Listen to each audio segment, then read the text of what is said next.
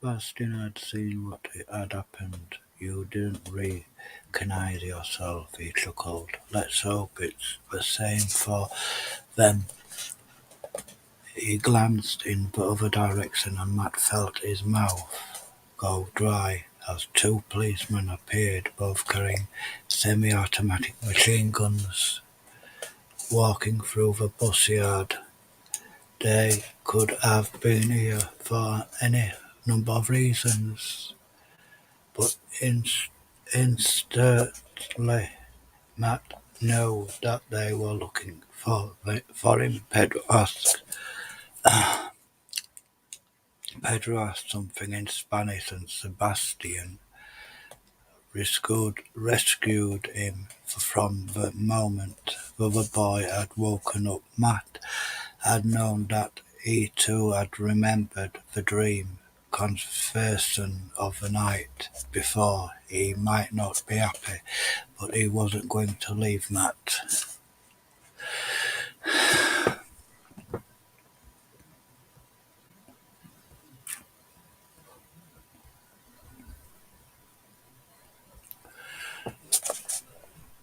Before he might not be happy, but he wasn't going to leave Matt. "Remember, keep yourself honest," Sebastian whispered. "Your height will give you away.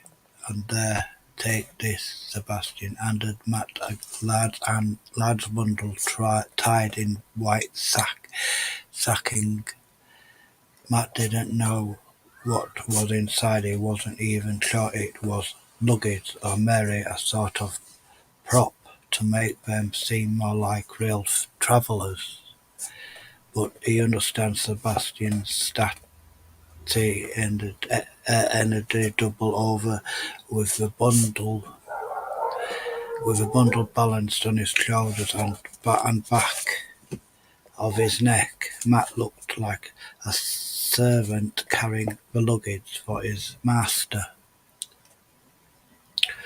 His disguised his true height, and fixing his eyes on the floor, his face was also hidden. The three of them made their way forward.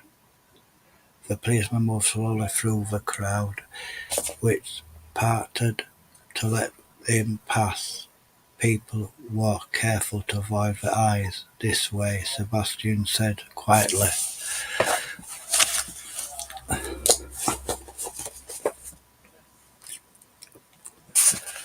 Sebastian had seen what had happened. "You didn't recognize yourself," he chuckled. "Let's hope it's the same for them." He glanced in the other direction and Matt felt his mouth go dry as two policemen appeared carrying I've read that.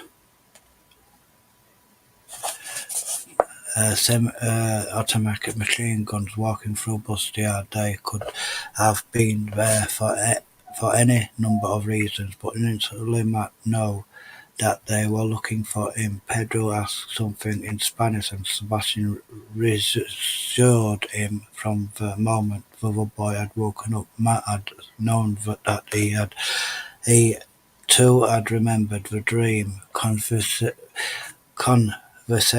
of the night before. He might not be happy, but he wasn't going to leave Matt. "Remember, keep yourself honest," Sebastian whispered. "Your height will give you away. And there, take this." Sebastian handed Matt a large bundle tied in white sacking. Matt didn't know what was inside. He wasn't even sure if it was luggage or merely a sort of prop to make them seem more like real travellers. But he understands. Sebastian started doubled over with the bundle balanced on his shoulders and back of his neck. Matt looked like a servant carrying the luggage for his master. It disguised his true height, and fixing his eyes on the floor, his face was also hidden. The three of them made their way forward.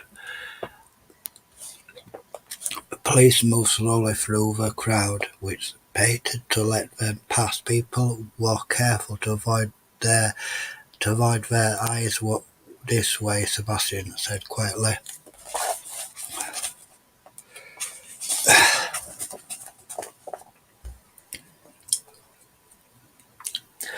He was staring at Matt towards a bus that was already half full. The two policemen had noticed that Matt reached the door and his heart missed a beat. A third policeman had appeared, stepped off the bus. Matt had almost knocked right into him, bent underneath the bundle. He couldn't see the man's face, just his leather boots and the barrel of his gun.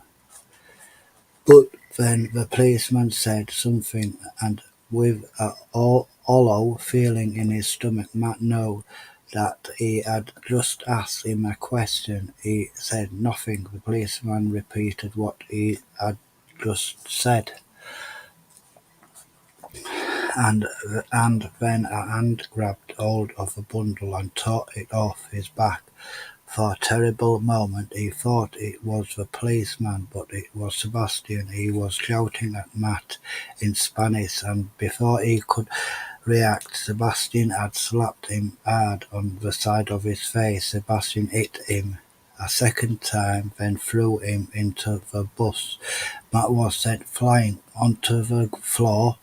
Matt was sent flying onto the floor. Behind him he had Sebastian taken to the policeman and luggage. There were about 20 people in the bus, all staring at him, with the skin of his face burning with pain and embarrassment. He stumbled forward and found himself a free seat.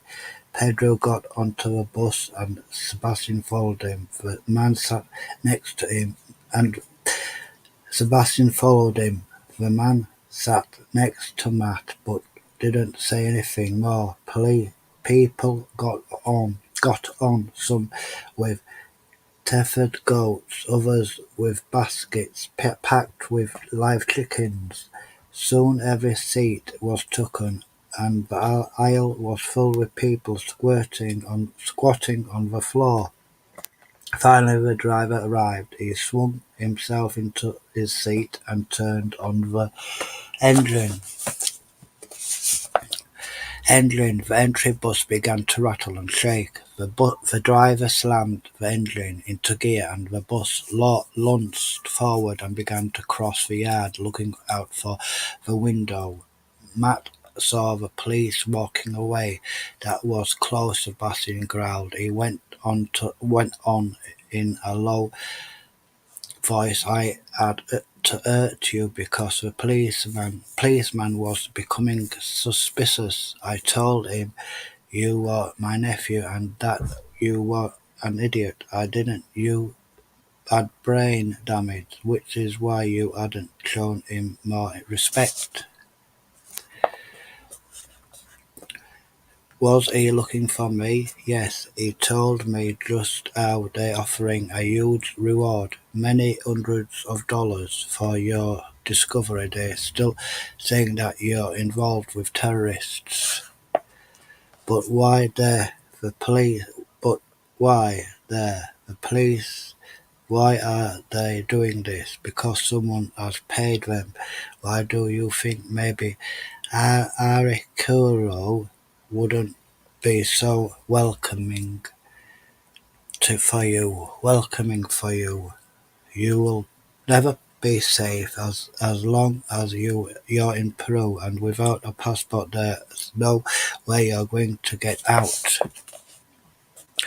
The bus rattled along a track adjoining the main road, and as it turned the corner, the passengers swayed in their seats, and the vicious animals cried out. Then the driver hit the accelerator, and the engine roared. They had begun the long journey south.